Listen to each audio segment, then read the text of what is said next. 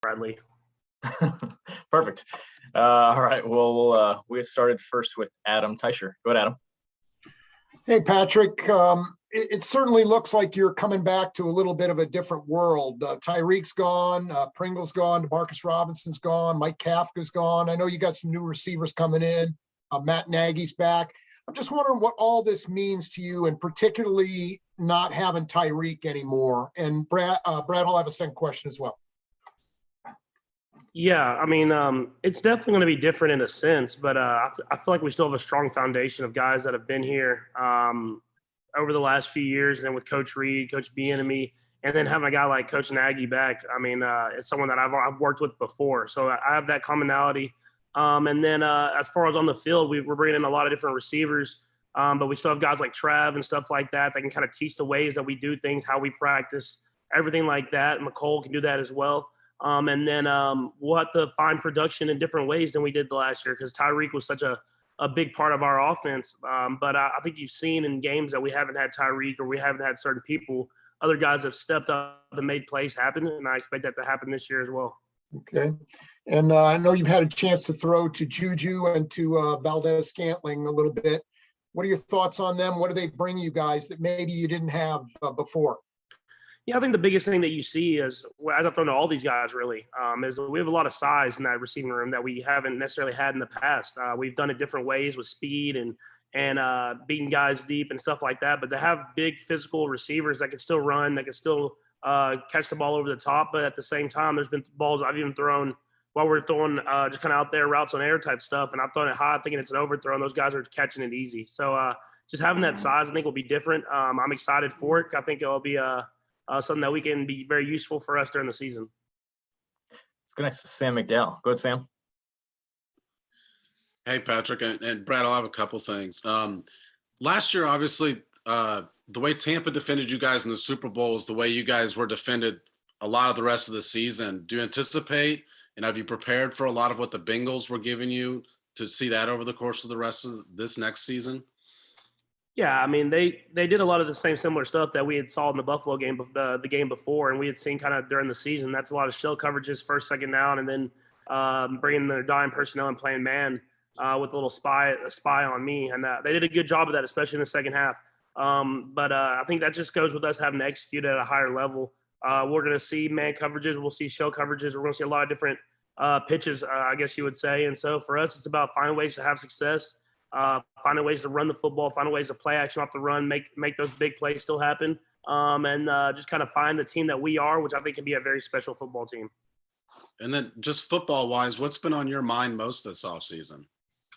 Yeah, it's been cool for me because at this point last year I was still in the boot, so just to be able to have a full offseason where I can train from the get-go, I can throw, do all these different type of things. It's something that I wasn't able to do at this point last year, so. Definitely excited about that. I feel like I'm in a great spot now, getting a lot of work with these receivers down here in Texas. So I think it'll have me a little bit more advanced than I even was at this point last offseason. Let's go next to Nate Taylor. Go ahead, Nate. Hey, Brad, I have the second one as well. Patrick, thanks for doing this. As you were getting to know these guys more and more, just what are you trying to get them to understand as to what it's like to run Coach Reed's offense, and how much implement do you feel like you have as to how the offense may change from last year to this year? Yeah, I think the biggest thing for the work that we've been getting in Texas is first we want to build those relationships. I mean, I think that's what made us so great over these last few years is we have a team that our bond of our team, the chemistry that we have, that we can go out there and be who we are. So I wanted to get everybody together so they get to meet each other. They learn how each other kind of acts with each other and how to build those friendships. And then I wanted to really focus on the details because we're kind of starting. You get to start brand new again from the first thing. Those things that you kind of just blew through and kind of went through really quickly last year. You get to really focus on those details, which I think is a great thing for us because we'll get to go back to the basics of it, learn it from there, and then evolve as the season goes on. And so we'll definitely have different things. We always are evolving as an offense and changing. But I think having this good of a receiving room, I mean, everybody that can go out there and make plays, it'll be great competition, and I think will help us in the long run.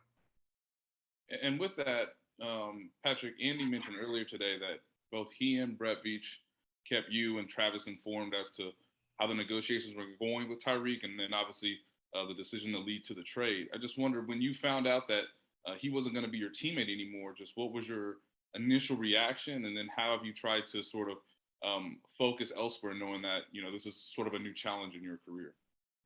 Yeah, I mean, obviously my initial reaction was a little bit of shock. I mean, even though you knew that this was a possibility, just to play with a guy that you've played and built a friendship with over the last 6 years, it definitely was something that you didn't want him to leave, more for the just being able to hang out in the locker room and do that stuff than the actual on the field stuff. But you're happy for him, man. I mean, he got a great contract. Obviously, he's back where he has a house in the off season around a lot of his family and stuff like that. And I wish the best for him. And then for me, it was just we got to keep rolling. That's just kind of how it is in this league.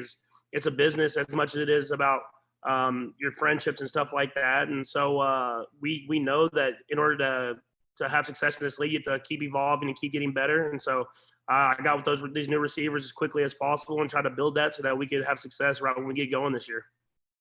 Let's go next to James Palmer. Go, James. Patrick, this is our first opportunity to hear you talk about the match, man. Why are you and Josh gonna win this thing? You know, man, I think the reason we're going to win is because we're going to be able to play the course a little differently than old Tom and old Aaron over there. So they're going to be playing it nice and easy. You know, they might get us in a couple par threes and stuff like that, but whenever we can really open it up and use the drivers, it's going to be nice to be able to use our little wedges while they're using their 6 irons. So that'll help us a little bit. Let's go next to Pete Sweeney. Go ahead, Pete. Hey, Patrick, good to see you. For the COVID restrictions to be over, this is pretty unique for Andy Reid not to have everyone back in Kansas City, even for phase 1. And I guess it's a blanket question. How did this process of these guys staying in Texas with you come about with Andy? Was it your idea? Who's down there exactly? Are they staying with you? And what are these pseudo practices like? Just as much detail as you're willing to give about kind of how this came about and what's happening.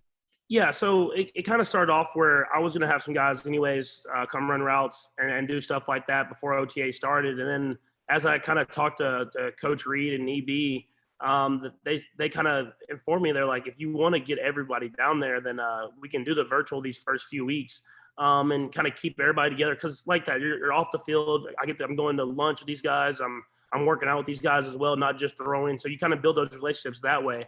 And then plus we're in a little warmer weather than KC is right now. So it was a thing where we were going to have to work anyways and get off and do off the field. And we decided that it was, as long as we were in Texas working together, the coaches said that we could do it virtually and still get the learning that we need. And that just evolves with the trust that they have in us, is that we're going to be vets and we're going to do it the right way, like we've been doing. And whenever we roll into KC in May, we'll be ready to go then too. Let's go next to Todd Palmer. Go ahead, Todd. Hey, Patrick, appreciate the time. You mentioned the shell coverage and everything you guys saw last year. In what way do you feel like maybe spreading the ball around, diversifying the offense will help you defeat some of those coverages you saw, you know, now that you're going to have maybe a variety of weapons they have to account for? Yeah, I mean, I'm very interested to see how defenses are going to play us just in general, because I mean, a lot of that shell stuff was because of the speed that we had on the outside, and this year we have that speed still with guys like Valdez-Scantling and McCole, but we also have bigger guys that can catch over the middle with Travis obviously and Juju and all these guys. So we kind of have a nice mixture of speed and size, which I think will force defenses to try to not only play those deep coverages, but come up and play some man too. So I think it's going to be able to have a different variety for them, where they won't know exactly where the ball's going every single play. They don't know where it's going to, because we have so many different guys that can make plays in this offense. Let's go next to Herbie Teope. Go ahead, Herbie. Hey, Patrick, speaking of so many guys who can make plays on the offense, McCole Hardman, well, what are your expectations and what has been your message to him as he enters this season, especially with Tyreek gone now? Yeah, I mean, I think whenever McCole's gotten opportunities in this offense, even if it's even when Tyreek would have to go out and then he would come in and run the routes that Tyreek ran, he made plays happen. He made a lot of big plays and big moments, especially at the end of last season. And so for me, it's just continue to be himself. I mean, he doesn't have to be Tyreek Hill. I mean, he has to be McCole Hardman, and I think McCole Hardman can be a great player in this offense. He's made a Pro Bowl already, and I think he can keep getting better and better. So everybody kind of puts that thing of, hey, he's got to replace Tyreek. I think he can be his own player, which can be a Pro Bowler and a great player in this offense as well. So I think just him continue to evolve and play hard and practice hard. He'll have a great season this year. Let's go next to Todd Lebo. Go ahead, Todd. On that same front, Patrick, people have made a lot the fact that he didn't really do some of the off-site, off-season workout stuff in the past, like coming down and catching passes with you. He's been down there with you guys some. You see that as a sign that he understands maybe how big this opportunity is to step up in this offense and how important it can be for his future since this is the last year of his first deal. Yeah, I mean, I think since McColl's been here, we've had COVID for like the last 2 years, and then obviously this year he came down here. So it isn't like he's been missing a lot of things here and there. It kind of got overblown, I think, a little bit because he wasn't there the first week, but he's been here ever since. It's I think it got overblown a little bit in a sense, but he's a guy who's always worked hard. I mean, he's a guy that's always putting in the time and just kind of waiting for his opportunity. I mean, when you have two All-Pro Chiefs legends that are getting a lot of the catches, I mean, it's hard to get everybody the targets that they want. But every time he's in there and has his opportunity, he's going 100 miles an hour as hard as he can. So you respect guys like that, and then you're happy that he'll have even a bigger chance to have a bigger opportunity this year. And I expect big things from him. Got time for 3 more. We'll go right down the line, starting with Darren. Go ahead, Darren. Hey, Patrick, how you doing? Good. How are you?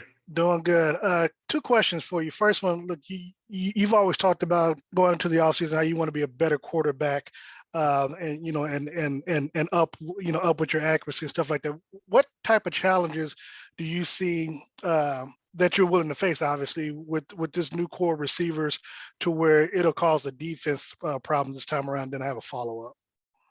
Yeah, no. So, I mean, first off, it's about me building that timing with those guys. I mean, I got to make sure that I'm on that same timing that I was with Tyreek and Pringle and D-Rob these last few years. And so that's why we're doing what we're doing now. And I think just having the different variety, I think it's going to be huge for us. I mean, the defense doesn't know where the ball is going to. I mean, we have so many different guys that can make plays and do stuff out there. And that I'm just excited to be able to go out there and spread the football around, be able to run the football. I mean, I think our offensive line, we had at the end of the last year was probably one of the best, if not the best offensive line in the league.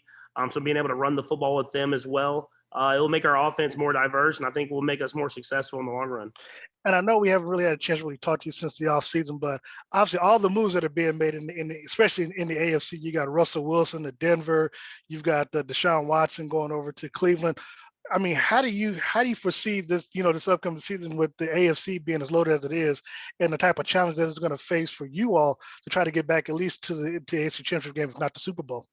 Yeah, no, I mean, if you look at our schedule, I mean, it seems like every team that we played was in the playoffs these last few years. And so for us, it's about going out there, knowing that we're going to play great football every single week. And if we don't, we're going to lose. So you got to play great football every single week and try to find a way to win the AFC West first off, and then try to get into the playoffs on the AFC and try to get the Super Bowl again. I mean, it's always going to be a challenge. You're always going to win big football games. Obviously, this year's even bigger than most because of how stacked the AFC West is. But you don't want it any other way to be able to go into a division like this and try to win the AFC West again in this division.